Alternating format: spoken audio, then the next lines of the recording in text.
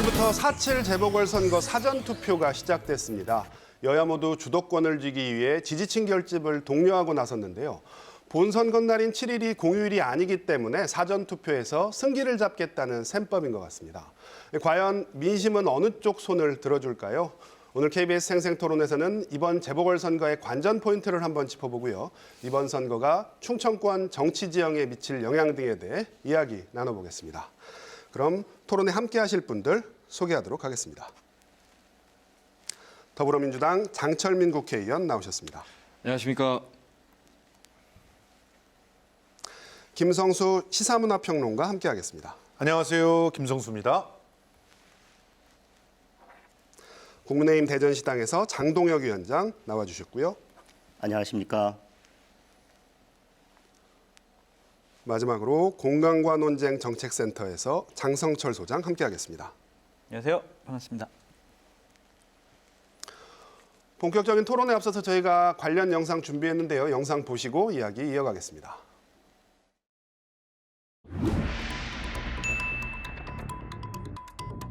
분양 원가 공개로 이것이 마중물이 되어 우리가 서울시 부동산 값 치솟는 것을 안정화시키고 투명화시키겠다는 것입니다. 빈부격차에서 한다고 했는데 빈부격차도 해소 못하고 주택 가격 올리는 건 정말 그거는요.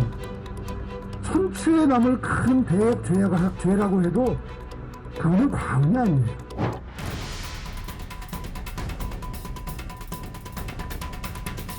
선수 전문꾼이 시장 맡아서 살림 살아보 있어. 이 살림 어디로 가는지 모르게 절단할 수 있습니다. 그 분노의 민심을 더 반영한다면 격차는 더 벌어질 수 있다.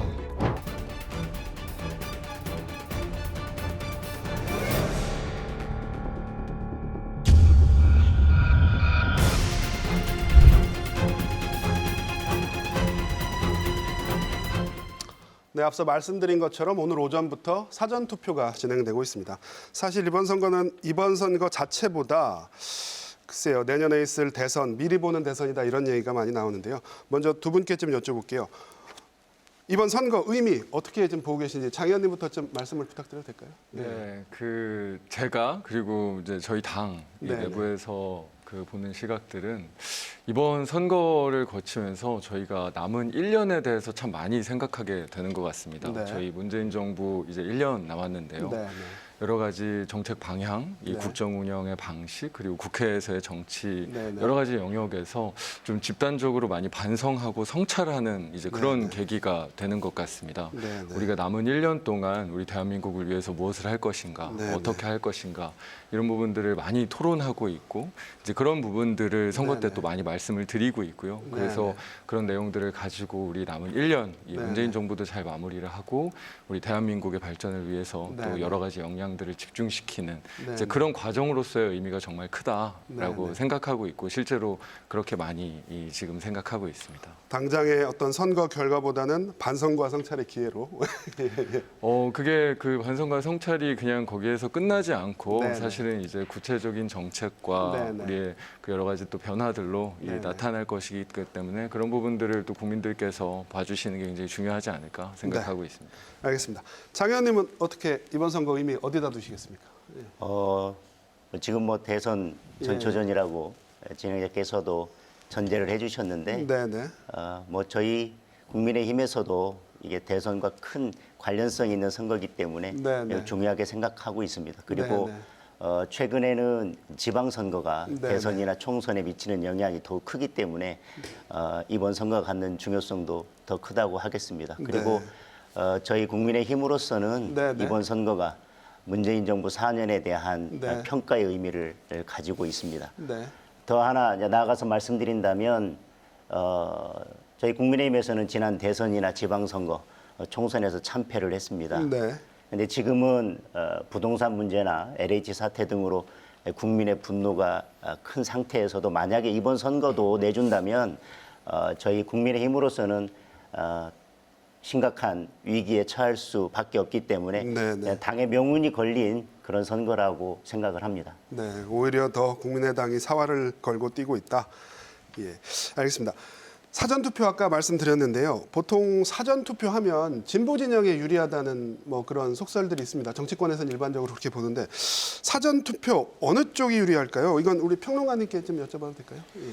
예, 기본적으로 지금 사전투표 그 10시를 넘겨서 2% 정도 서울에서 네네네. 그 투표를 하고 있는 걸로 집계가 되고 있는데 지금 특히나 보궐선거에서 사전투표라고 한다면 네. 휴일날 투표를 하러 가는 그런 그 마음을 먹을 수 없는 직장인들이 이제 투표를 하는 날이 이제 직장에 나가야 되는 일이기 때문에 네네네. 아무래도 투표 시간을 맞추기가 굉장히 어렵거든요. 네네. 더군다나 본 투표 때는 자기가 속해 있는 곳에 찾아가서 투표를 해야 되는 그런 어려움들이 있어요. 네네. 그런 측면에서 직장인 실제로 경제 활동에 활발하게 경제 활동을 하고 계시는 분들이 사전 투표를 선택할 수밖에 없고 네. 이분들의 민심이 네네. 어디에 가 있는가가 네네. 유불리를 따질 수 있는 것 같은데요. 네네. 지금 뭐 더불어민주당 같은 경우는 전통적으로 이 일하고 있는 사람들의 마음이 네. 그 진보 쪽에 가 있다라고 주장을 하고 있고 그리고 이제 국민의힘 같은 경우는 이번엔 다를 것이다. 네네. 특히나 20, 30대의 민심이 이반되는 모습이 확실히 관측되고 있지 않느냐 그러면서 국민의힘 쪽에서는 사전투표를 해도 우리가 유리하기 때문에 네네. 지난 총선과 달리 사전투표를 굉장히 독려하고 있는 그런 모습들을 그렇죠. 보이거든요. 예, 예. 그래서 사실은 지금은 이제 그 서로가 유리하다는 것을 그 주장하고 있는 상태여서 네네. 뚜껑을 열어보기 전에는 사실 그 짐작하기가 굉장히 어렵다라고 네네. 볼 수 있고 한 가지 관건이 될 수 있는 것은 지금 현장에서 들려오는 제보들에 의하면 젊은 층들이 상당히 많이 투표를 하고 있다는 것이죠. 네네. 이 젊은 층들의 민심을 누가 제대로 읽었는가 이것을 네네. 확인할 수 있는 계기가 될 거라고 봅니다. 네. 국민의힘도 뭐 이번 사전 투표에는 좀 자신 있어 보이는 것 같은데요. 장 소장님은 어떻게 보세요? 기본적으로 정권 견제론과 예, 예. 안정론이 비등한 네네. 수준으로 여론조사로 뭐 조사가 되면은요. 네네. 사전 투표는 조직이 강한 쪽이 우세해요. 네네. 그러니까 민주당 같은 경우에는 서울 지역을 대부분 한 90% 정도 장악을 했거든요. 강하죠. 의원, 시의원, 예, 예. 구청장. 그런데 지금 현재는 정권 견제론이 상당히 좀 높은 수준으로 나타나고 있잖아요. 네네. 그렇기 때문에 작년의 총선처럼 민주당에 절대적으로 유리하지는 않을 것 같고요. 네네. 거의 비슷한 수준으로 나오지 않겠느냐라는 생각이 듭니다. 예, 민주당에 유리할 것 같지는 않다. 저희가 뭐 미국 대선 때 샤이 보수, 뭐 샤이 진보 뭐 이런 얘기 많이 나왔는데 그게 이번에 우리나라 선거에도 좀 적용이 되는 것 같습니다. 그 양당에서는 투표율 좀 어떻게 보시는지 우리 장 의원님부터 좀. 예, 예. 저희는 그래도 투표율이 많이 사전 투표는 특히나 좀 높을 거라고 생각을 네네, 하고 높을 있습니다. 것이다. 네. 뭐 샤이 보수 뭐 이런 말씀도 하셨고 최근에 이제 샤이 보수, 샤이 분진보 이런 이야기가 예. 나오고 있긴 하지만 사실은 예전에도 이제 그 정치 내에서 그런 이야기 많았습니다. 뭐 네네. 예전에 일종의 이제 미워도 다시 한번 네네. 미외 이제 그런 이 이야기들도 예전부터 있었거든요. 네, 네.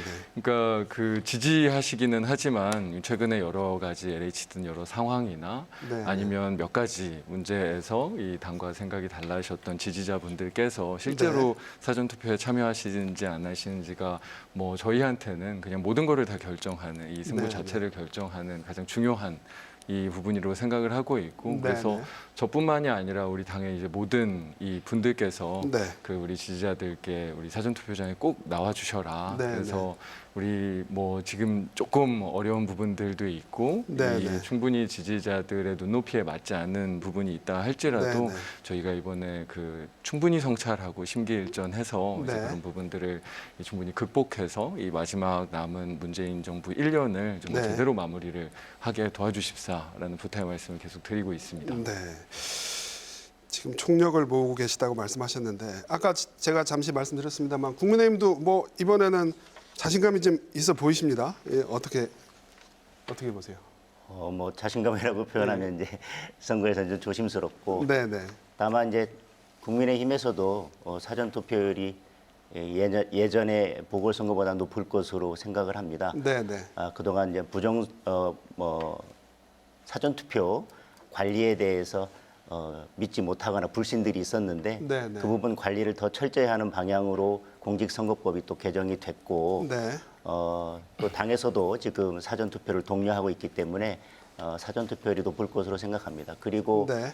지금 부동산 또 LH 사태를 포함해서 또 최근에는 김상조 전 정책실장이나 박주민 의원의 임대차 3법과 관련된 문제들이 불거지면서 국민들의 분노가 거의 정점에 올라와 있는 시점에서 네. 사전 선거가 이루어진다는 점에 비추어 보면 네. 사전 투표율이 높다 하더라도 저희 국민의힘에게 불리하지만은 않다는 생각을 하고 있습니다. 네, 그런 판단을 갖고 계시고요. 그럼 이어서 좀 선거 쟁점 얘기를 좀 해볼게요. 뭐 사실 선거 쟁점이랄 것도 없습니다. 뭐 부동산에 함몰된 선거라고 봐도 뭐 과언이 아닌 것 같은데요. 장 소장님께서 좀 먼저 좀 말씀을 정리를 한번 좀 해주시죠. 이번 선거 쟁점 뭐라고 보십니까? 쟁점은 기본적으로 정권 견제론, 심판론과 정권 네네. 안정론인데 네네. 정권 견제론이 상당 수준은 높아요. 아까 네네. 말씀드렸듯이 대략 여론조사 나온 것들을 평균적으로 내보면 네네. 한 두 자리 숫자 이상으로 네네. 높다라고 좀 말씀드리고 싶고 또 하나의 선거 쟁점은 네거티브예요.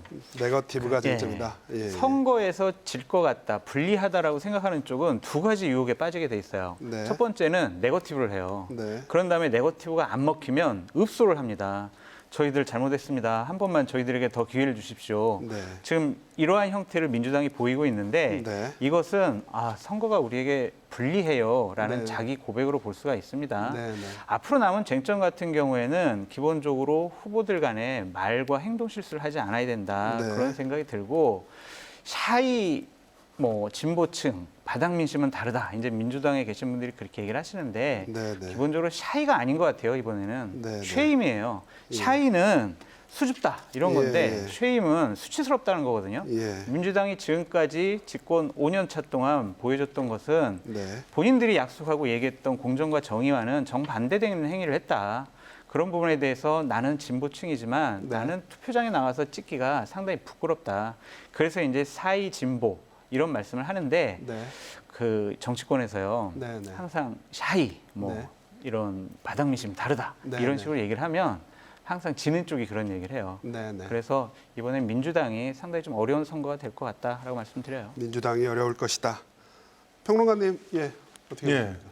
지금 정권 심판론이 여론조사에서 더 높게 나오는 건 사실인데요. 네, 네. 이제 지금 그 판세들을 분석하는 데 있어서 그 대개의 그 또 정치 중심으로 이 문제를 보시는 분들이 간과하고 있는 것이 네. 이제 언론 지형의 문제입니다. 네. 지금 현재 그 언론에서는 오늘 아침에 신문을 봐도 그런데 네. 가령 이제 박주민 의원의 의혹 3억에서 100만 원짜리 월세 그러니까 네. 반전세죠 사실은 반전세를 1억에서 185만 원으로 올렸기 때문에 이거는 자기가 법을 담당하고 있고 주도했던 사람으로서 수치스러운 일이다 네. 이렇게 가고 있는데요.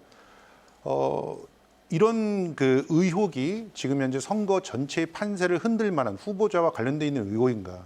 그렇지 않음에도 불구하고 이것이 아젠다로 선택이 된다는 것이죠. 네, 네. 그거는 지금까지의 선거 국면에서 언론들이 대개 보여줬던 그런 아젠다 세팅하고는 전혀 다른 세팅들이 벌어져요. 그러니까 전반적으로 여권이 총체적으로 썩었다라고 하는 프레임을 설정해 놓고 몰아가기식의 언론 그 지형을 보여주고 있다. 이런 상황은 이제 미디어 효과 이론에 드러난 침묵에 나선 효과라고 하는 것을 강화시켜 주는 것인데 네. 그러면 당연히 이렇게 충만해 있는 비판 여론에서 내가 다른 생각을 갖고 있다는 말을 하기가 굉장히 어려워지는 것이죠. 네. 그것은 여론조사에 그대로 반영이 되고 네, 네. 또 이렇게 반영된 여론조사는 고스란히 다시 언론에서 또 그걸 인용해서 받아쓰면서 기정사실화 하는 것이죠. 네, 네. 그럼 침묵하는 분들은 더더욱 침묵하게 되는 상황들이 네. 만들어집니다.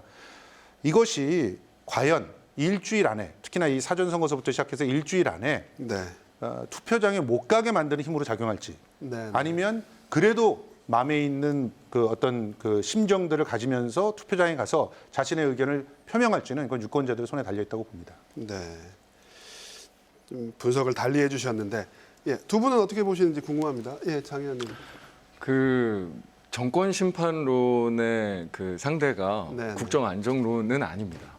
왜냐하면 사실은 지금 저희가 그 선거 결과에 따라서 국정 안정의 기조가 바뀔 리는 없는 게 저희가 사실 여의도에서 뭐 저희 민주당만 해도 이 173석을 가지고 있고 그렇죠. 우호 예, 의석들까지 하면 뭐 180석이 넘어가기 때문에 네, 네. 저희가 전반적인 국정 안정의 기조를 가져가는 데는 사실은 어려움이 없습니다. 어떻게 네. 보면 그러니까 서울시나 부산시의 시정의 지속 가능성 부분에 대해서는 문제가 생길 수는 있죠. 네, 특히나 부산에서의 뭐 가덕도 신공항 이슈라든지 뭐 네. 특히나 가덕도 신공항 같은 경우에는 국민의힘 내부에서 TK 지역에서 워낙 반대를 심하게 하고 있는 네, 내용이기 네. 때문에 그런 어떤 부산 시정에서의 그 발전 비전들의 지속 가능성 부분은 분명히 흔들릴 위험이 있습니다. 네, 그래서 네.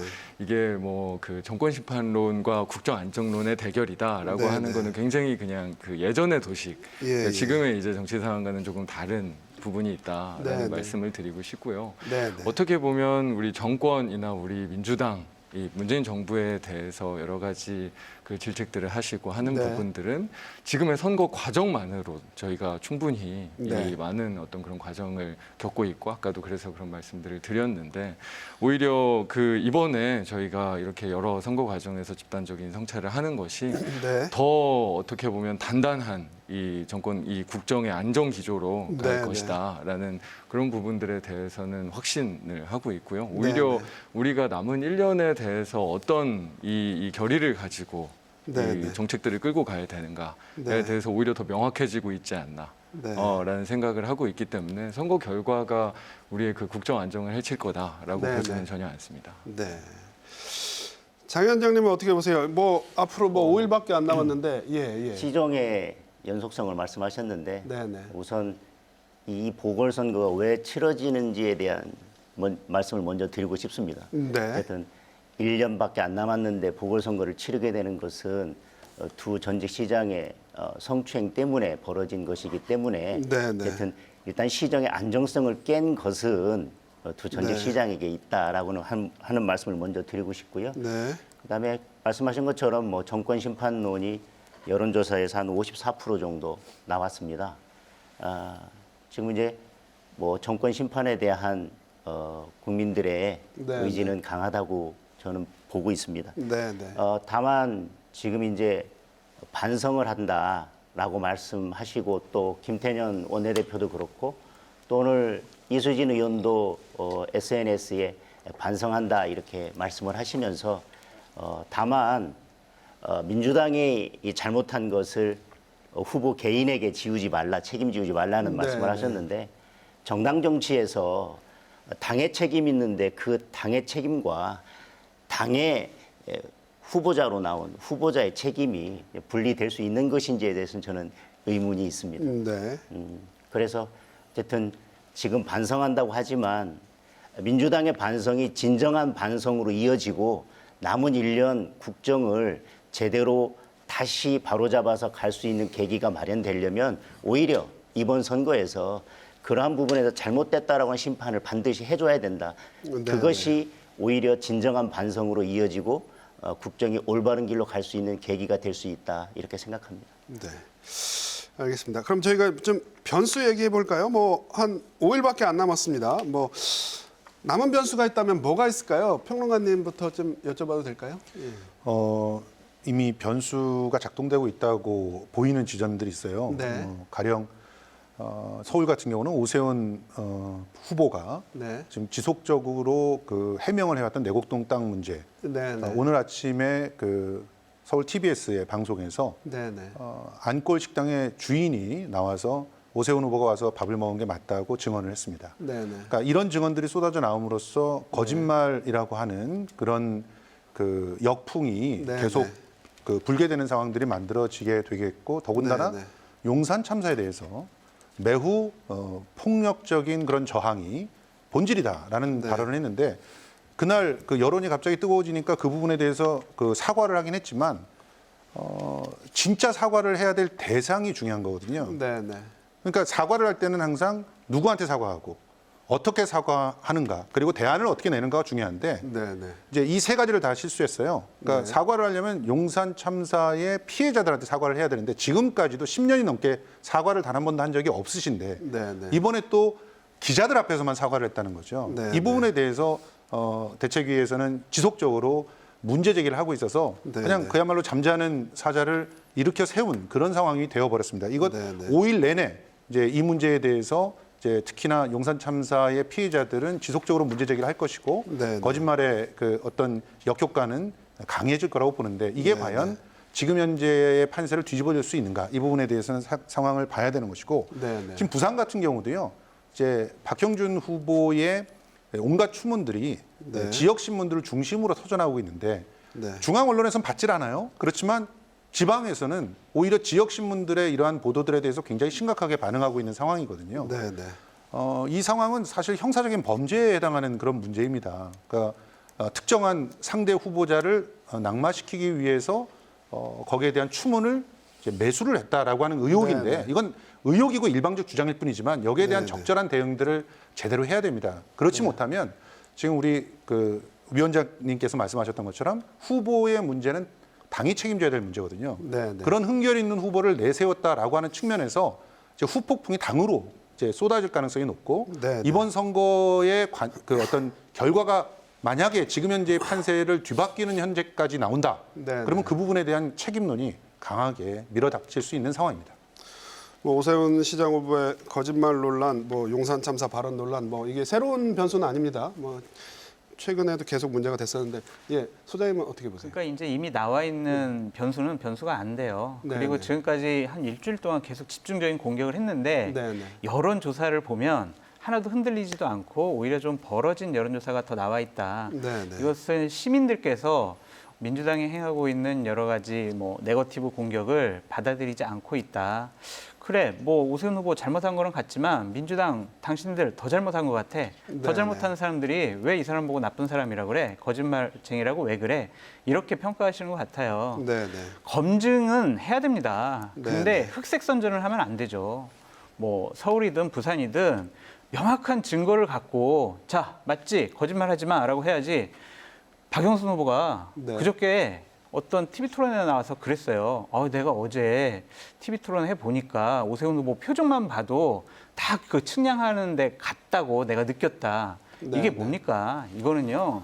검증이 아니라 흑색선전, 네거티브라고 보여지고요. 앞으로 나온 변수는 대략 3가지 정도로 보여집니다. 하나는 투표율이에요. 네, 네. 그러니까 투표율이 얼마나 높아질 것이냐.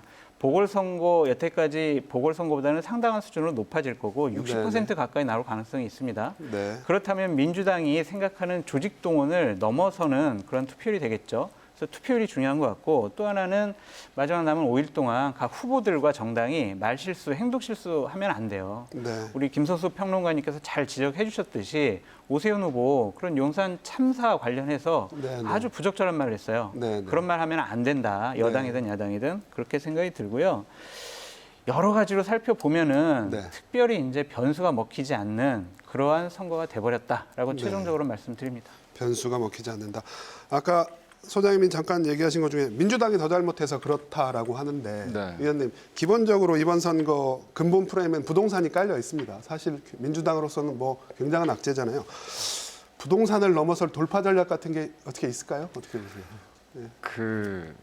뭐 악재를 돌파하는 전략이 뭐냐? 네, 뭐 이 전략에 대해서 이야기하는 게 사실은 그렇게 적절한 이야기는 네, 네. 아닙니다. 뭐 늘 어떻게 보면 이 겸손과 정직이 가장 좋은 네, 전략인 것처럼 그런데 이제 명확한 거는 네, 네.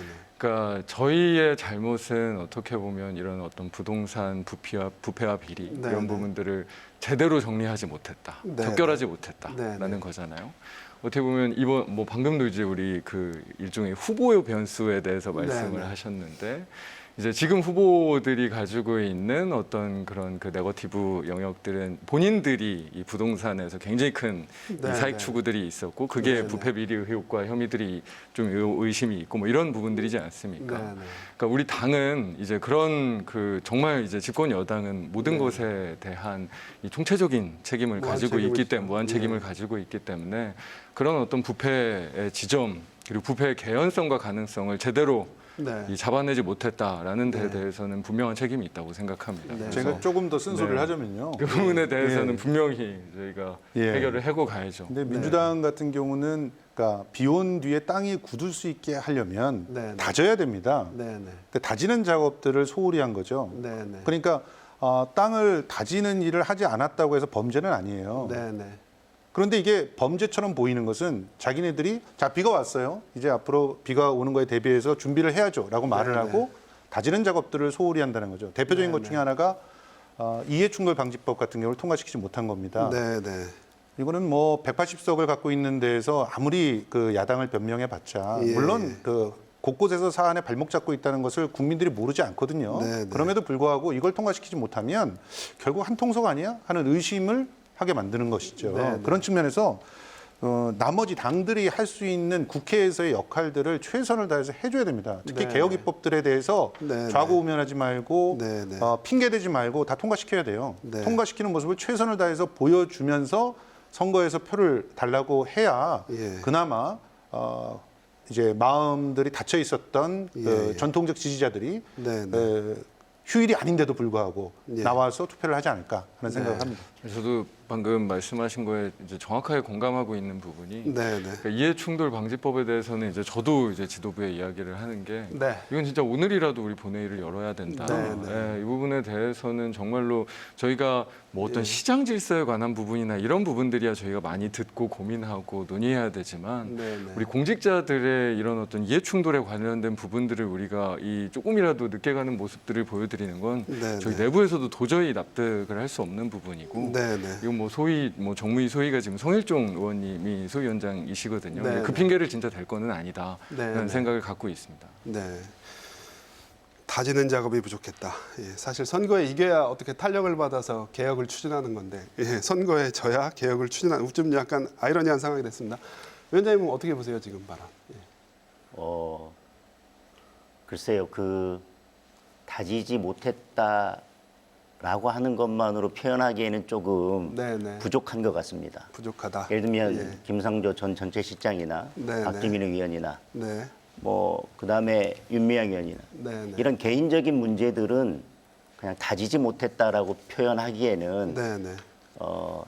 그거는 물론 법안이나 정책을 통과시키지 못한 부분에 대해서는 네, 다지지 네, 못했다라고 얘기할 수 있는데 지금 명백하게 드러난 개인적인 비위들 그런데 네, 그것은 그러한 것을 하면 안 된다라고 강하게 얘기해 왔거나 네, 네. 우리는 누군가를 위해서 이런 법을 만들겠다. 약자를 위해서 아니면 네. 세입자를 위해서 이런 법을 만들겠습니다. 앞으로 세입자를 부당하게 대우하는 것은 우리가 절대 좌시하지 않겠습니다라고 네, 하고 네.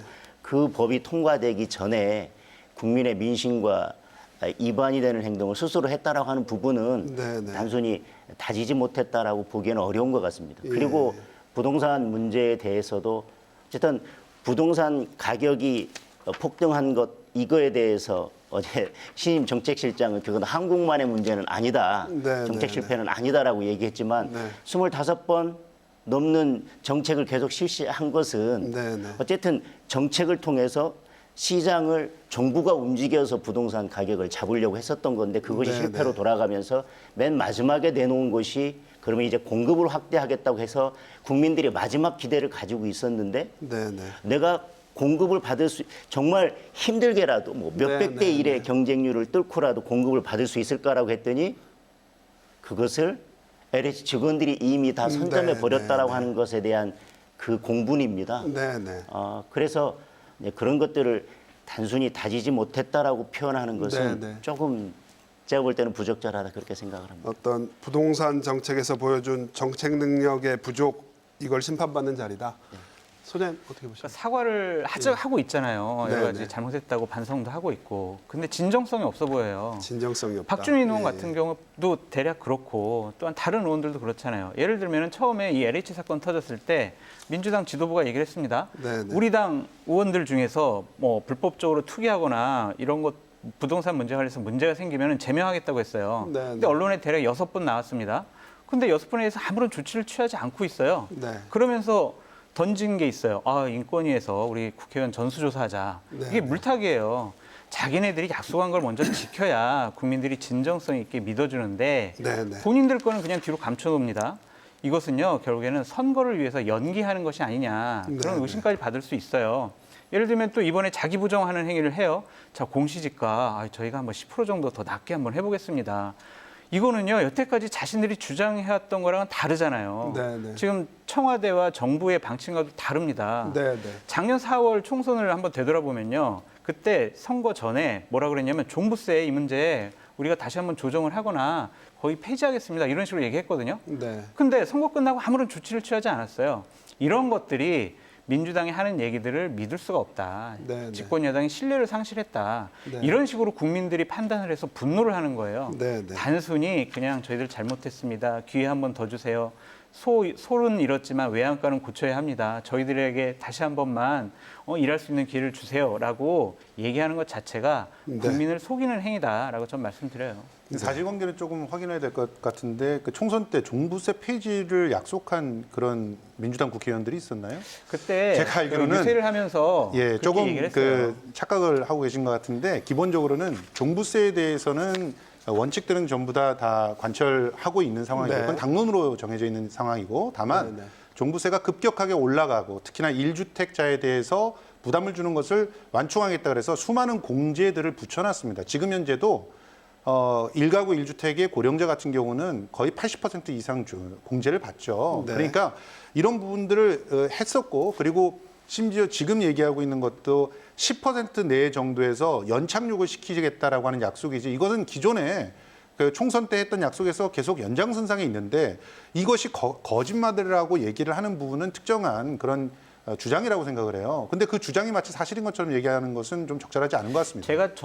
제가 분명히 조정과 폐지를 두 개를 한꺼번에 얘기를 했어요. 근데 저한테 착각이라고 아니 얘기하시면 근데 그 폐지라고 하는 말을 했던 의원은 제 기억으로는 없거든요. 당시에 네. 예. 유세에서 그런 말씀을 한 게 언론에도 나와 있으니까 나중에 한번 저도 확인해 이제 보십시오. 공시지가 10% 얘기 말씀을 좀 드리고 싶었던 게 예, 그러니까 방금 말씀하신 어떤 정책 신뢰도를 제대로 가져가기 위해서 우리가 목표했던 말을 제대로 하기 위한 어떤 거지 10%를 인하하겠다라고 얘기한 그렇죠. 적은 아무도 없습니다. 없습니다. 예. 그러니까 이게 공시지가가 이제 올라가는 속도를 이제 연착륙 10% 시키는 내외에서 이제 조절함으로써 요 저희가 얘기는, 예, 네네네 저희가 여기서- 일종의 이제 정책 신뢰성을 제고하기 위한 네, 방향이겠다라는 말씀. 요 얘기는 저희가 여기서 좀 정리를 해야 될 것 같고요. 사실 저희 충청권은 이번 재보궐선거에서 사실 뭐 해당 예산원 군의원 하나 뽑는 게 있긴 합니다. 그렇지만 그래서 사실 이번 선거보다는 선거 후 얘기를 좀 더 해야 될 것 같습니다.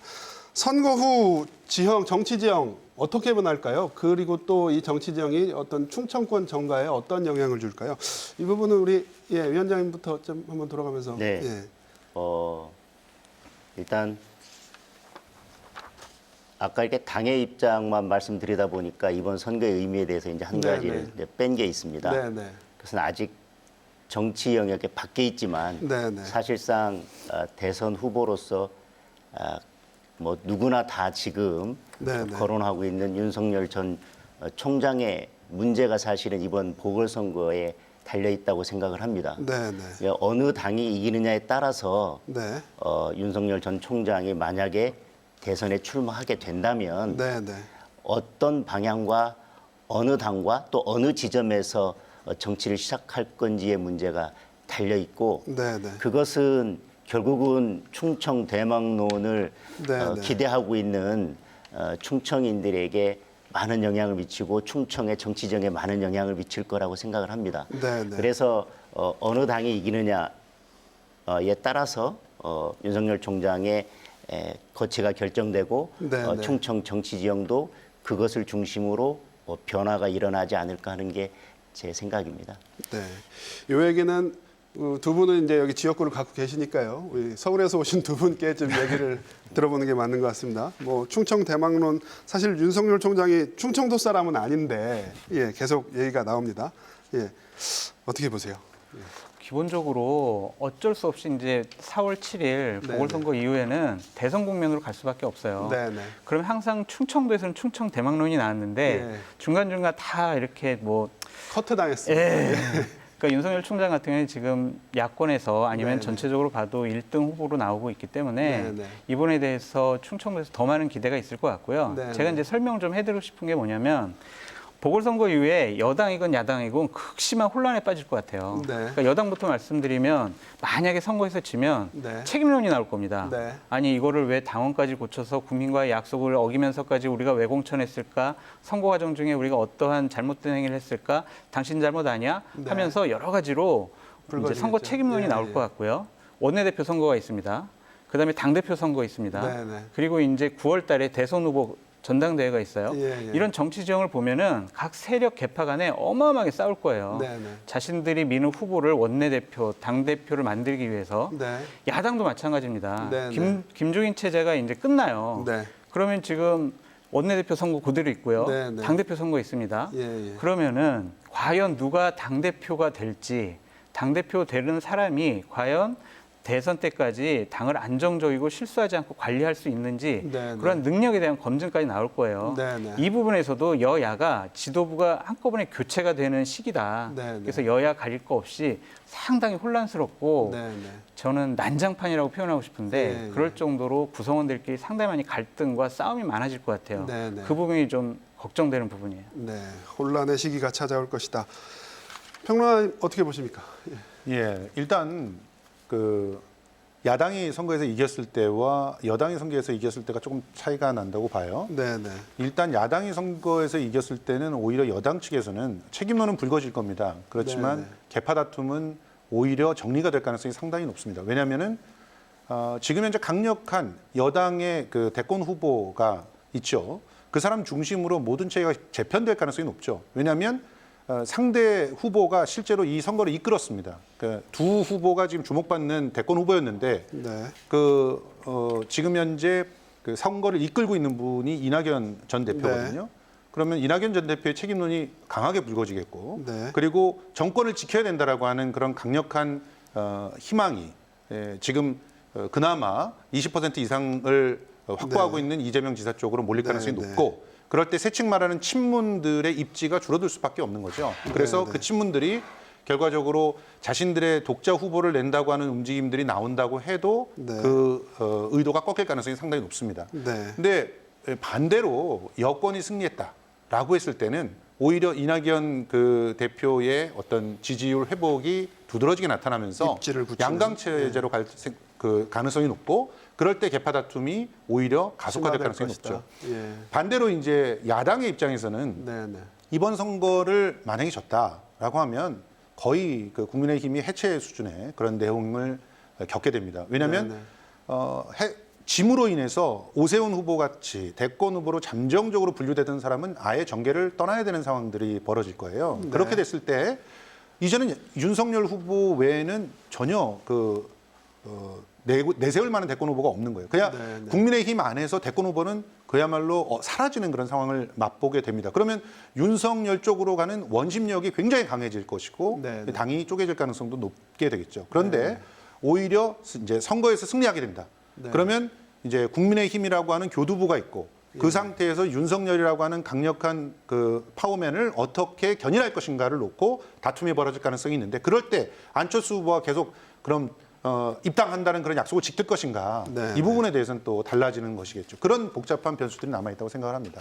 그 가운데서 근데 안타까운 것은 충청도 사람들의 그 어떤 바람이 이런 판국에 들어가기가 굉장히 어렵다는 것이죠. 그러니까 정치꾼들 사이에서의 어떤 이합 집산이 강해질 가능성들이 오히려 높아서 야당이 이기는 것이 충청 사람들한테 보탬이 될 것인가.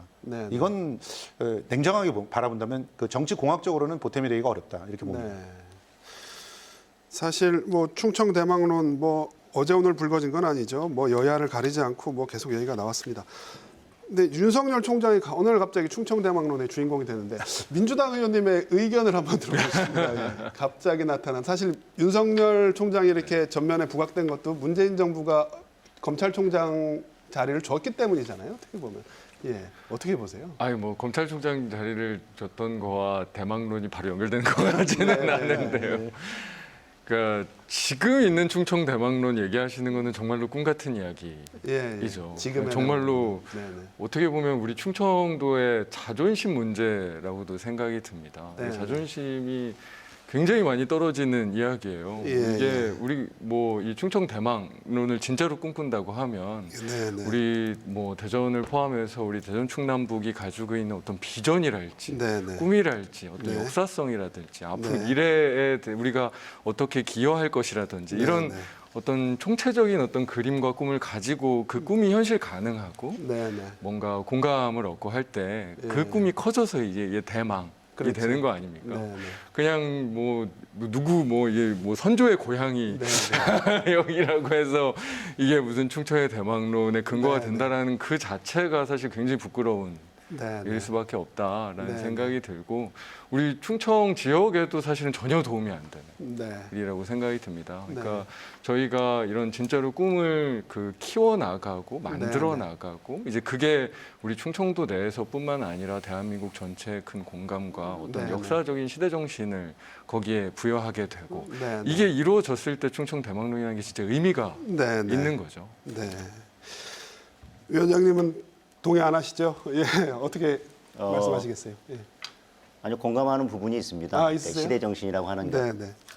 게 뭐 대통령이나 이런 정치 그러니까 정치인은 네, 네. 시대가 선택하는 것입니다. 그러니까 네, 시대 네. 정신과 부합하는 사람이 선택하는 것인데 예. 윤석열 전 총장이 어쨌든 뭐 대통령이 될지 안 될지는 네, 네. 그것은 시대 정신하고 부합하냐의 문제인데 지금의 시대 정신과는 네, 네. 반은 부합한다고 생각을 합니다. 예를 들면 네, 네. 공정과 정의라고 하는 시대 정신. 네. 그러나 또 하나는 통합이라고 하는 국민들이 지금 바라는 통합이라고 하는 시대 정신을 어떻게 풀어낼 것이냐의 문제가 있고 네, 다만 지금 윤석열 총장이 직접 뭐 우리가 말하는 충청도에서 나오고 네, 자란 네. 사람이 아님에도 불구하고 충청 대망론을 꿈꾸는 것이 조금 이제 허황되다 이렇게 말씀하셨는데 그것은 저는 그만큼 대한민국의 정치 지형에 있어서는 충청 지역이 그만큼 그동안 홀대 받아왔던 것들에 대한 네, 네. 충청 민심의 작용이라고 생각을 하고 네, 네. 그 다음에 예를 들면 충청이 어떤 그림과 어떤 방향과 어떤 발전 비전 이런 것들을 이제 세워 나가면서 네, 충청이 발전해야 된다. 이제 그걸 바탕으로 충청 대망론이 있어야 된다라고 하는 것에 대해서는 네, 네. 뭐 공감을 하지만 네, 네. 어쨌든 충청이 어떻게 발전해야 될지 아니면 발전의 필요성을 공감하지 못해서 충청이 그동안 홀대받았던 것은 아니고 네, 그만큼 우리의 정치력이 또는 네. 정치 지도력이 약했기 때문에 네, 네. 홀대받았다라고 하는 그 마음 때문에 그 측면은, 우리에게도 대통령이라고 하는 네, 네. 정치 지도자가 우리 충청 지역 그러니까 충청 지역과 조금만 관련성이 있어도 네, 네. 우리가 그 사람을 충청 대망론이라고 이름 붙여서 간절하게 염원하는 것이 아닌가 그런 생각을 합니다. 그런 점은 깔려 있다. 예, 알겠습니다. 사실 뭐 내년에 대선만 있는 건 아닙니다. 6월에 또 지방선거가 있잖아요. 이번 선거 결과 뭐 5일 뒤에 나오겠습니다만 5일 뒤 선거 결과를 바탕으로 저희가 지방선거에서 그럼 필요한 전략은 뭐냐 이렇게 얘기를 했을 때 뭐라고 답해 주시겠어요? 상당히 어려운 문제인데요. 예, 예. 1년 너무 많이 더 갔나요? 남았는데 지방선거까지는? 네. 기본적으로 예. 야당에게는요. 예. 만약에 이번에 서울시장 선거에서 지면은 네, 네. 다음번 대선 지방선거 치를 수 있는 희망조차 없어질 거예요. 네. 잘 말씀해 주셨듯이 거의 붕괴 수준으로 갈 야당은요? 겁니다. 예, 예.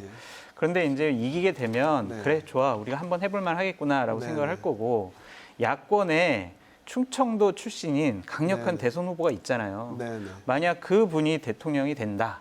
그러면 충청권 같은 경우에는 야당이 상당한 어드밴티지를 갖고 지방선거를 치를 수밖에 없다. 네, 네. 그런 부분에 있어서 윤석열 총장이라는 사람이 단순히 대선에서 대통령이 되느냐의 문제뿐만이 아니라 네, 네. 그 이후에 지방선거까지 상당한 영향력을 네. 끼칠 것이다. 네. 라고 좀 말씀드리고 싶네요. 다시 또 충청 대망론으로 들어가 버렸습니다. 예. 평화님 어떻게 보세요? 예. 실제로 지금 이제 대선에서 어떤 후보가 선택되느냐에 따라서 지방선거는 그냥 세트로 그냥, 그 예. 석권을 한 쪽이 대권을 예. 석권한 쪽에서 가져갈 가능성이 상당히 높은 게 네. 우리 국민들도 그렇고 대부분 이제 예. 그 유권자들이 그렇거든요. 네. 대통령을 뭐 예를 들어서 어떤 한 당의 그 대통령을 만들어 놓고 거기서 몇 개월 되지도 않았는데 네, 네. 지방선거에서 다른 사람을 선택해서 견제를 하라. 이런 적이 한 번도 없어요. 예. 그러니까 정권을 잡은 초기에는 예, 일단 예. 그 사람이 이 일을 할 수 있게끔 밀어주고 네, 네. 그리고 나서 한 3, 4년 지난 다음에 네. 한번 계산기를 두드려 보자. 네. 이런 입장들로 변하게 되는 것이거든요. 네, 그런 네. 측면에서 6월에 있는 지방선거 같은 경우는 이제 대권을 잡은 쪽에 유리하게 판세가 가져갈 수가 있기 때문에 네, 지금 네. 이번 선거가 그만큼 중요하다고 정치권에서 얘기하는 거 아니겠습니까? 네. 내년 대선과 지방선거는 세트로 갈 것 같고 그러려면 충청대망론 또 얘기가 나올 것 같은데 사실 저도 공감하는 게 두 분 뭐 대표적인 저희 지역의 정치 신인이시잖아요. 이렇게 처음부터 커서 대망의 꿈을 이뤄갔으면 좋겠다라는 생각을 좀 해보곤 합니다. 지방선거 관련해서 예. 뭐 저희가 짧게 부탁드릴게요. 마무리 발언할 네네. 시간이라서요. 예, 예. 국민의힘 시당위원장으로서 이제 네네. 말씀드리면 아까 뭐 대선을 이기는 게 우선 가장 네네. 중요한 것이긴 한데 국민의힘으로서는 시대 정신에 부합하는 네네. 인물들을 공천하고 네네. 또 더 나아가서 좀 앞으로 좀 오래 변하지 않는 네네. 공천 룰을 만들어서 네네. 정치 신인들이 그 룰을 믿고 정치에 뛰어들 수 있는 그런 환경을 만드는 것이 네. 국민의힘에서는 중요한 게 아닌가 그렇게 생각합니다. 네, 알겠습니다. 국민의힘 위원장님께서 자꾸 시대정신 얘기를 해주시니까 이게 잠깐 좀 어색하긴 합니다. 예, 예. 저희 이제 마무리 발언할 시간입니다. 예, 뭐 선거 5일 남았는데요. 우리 장 의원님부터 좀 부탁을 드릴게요. 예, 이번 선거. 네. 저희 유권자들께 계속 이제 네네. 말씀드리고 있는 부분입니다. 우리 이 일종의 성찰과 반성은 선거 과정에서 네네. 충분히 할 거고 또 앞으로의 정책을 실행해 나가면서 반드시 해 나가겠습니다. 하지만 우리 서울과 이 부산의 그 지속 가능한 발전과 미래를 위해서 네. 우리 반드시 우리 민주당을 한 번 좀 더 도와주셨으면 하는 바람을 가지고 있고요. 네네. 특히나 우리 충청 같은 경우에는 특히 저희 대전 제 지역에는 이제 네네. 혁신도시도 있기 때문에 네네. 서울 지역에서 이 혁신도시로의 공공기관 이전 등을 크게 반대하고 나서면 저희가 굉장히 큰 어려움을 겪을 수도 있거든요. 맞아요. 네네. 그래서 우리 이 대전과 충청 혁신도시 이번에 지정이 됐었는데 네. 그 이후에 우리가 새로운 어떤 비전을 만들어 나가는데 네. 또 이번 서울의 선거가 굉장히 중요합니다. 네. 그래서 그쪽에서도 큰 관심과 이런 어떤 그 지지를 좀 보여주셨으면 좋겠다라는 부탁의 말씀 마지막으로 드리겠습니다. 알겠습니다. 미워도 다시 한번. 예. 평론가님 어떻게 생각하세요? 많은 사람들이 선거를 공학적으로 분석을 하고 거기에 네. 여러 가지 효과들을 이야기하는데요. 실제로 선거는 투표장에 나가서 투표를 하는 사람이 결정을 하는 것이죠. 네네. 그리고 자기가 지지하고 있는 사람을 투표를 함으로써 네네. 자기가 원하는 희망을 네네. 그 후보자에게 실어주는 겁니다. 그래야 이제 책임 있게 그 사람이 나의 바람대로 일을 할 수가 있는 것이죠. 그러니까 지금 수많은 그런 다양한 그 이야기들에 휩쓸리는 게 아니라 정말 자기가 원하는 그런 그 지자체를 갖다 만들기 위해서 어떤 후보가 맞는지를 심사숙고해야 되고요. 특히 네네. 이게 미래를 위해서 표를 던지는 게 투표입니다. 네네. 과거에 얽매여서 투표를 하지 않았으면 하는 그런 바람 가져봅니다. 네, 장도영 위원장님. 네. 저도 선거라는 게 정치 공학적으로만 된다고 생각하지는 않습니다. 네. 어쩌면 이번 재보궐선거 결과가 다음 대선에 약이 될지 독이 될지는 아무도 예측할 수 없다고 생각을 합니다. 그러나 승패를 떠나서 대한민국이 바로 서고 민주주의가 바로 서기 위해서는 국민들의 마음이 선거를 통해서 그대로 전달되어야 된다고 생각을 합니다. 네. 그런 나라를 만들기 위해서 많은 분들이 투표장으로 가서 국민들의 민심을 보여주셨으면 좋겠습니다. 투표의 본질에 충실하자. 예, 선생님. 미우면은 한 번쯤 혼내주셨으면 좋겠다라는 생각이 들어요. 네, 미워도 다시 한번 이렇게 감싸놓으면요. 네, 너무 더 네. 삐뚤어져 나갈 수가 있으니까 네. 한 번쯤은 경고 차원에서 네. 혼내주셨으면 좋겠고 네네. 저 고향이 대전이거든요. 네, 저도 네, 충청 대망론을 실현시키기 위해서 네. 조금이라도 좀 더 노력을 해야 되겠다라는 생각을 갖고 방송 마무리 말씀을 드리겠습니다. 네, 알겠습니다. 네, 임기 1년 2개월짜리 서울과 부산시장을 뽑는 미니선거죠. 하지만 대선 전초전으로 불릴 만큼 이번 선거는 향후 전국에 큰 영향을 미칠 걸로 보이는데요. 이 상실감이 큰 국민들의 마음을 제대로 헤아리는 계기가 되길 바랍니다. 더불어 충청권에 미칠 영향에 대해서도 주의 깊게 살펴봐야 되겠습니다. KBS 생생토론 여기서 마칩니다. 시청해주신 여러분 고맙습니다.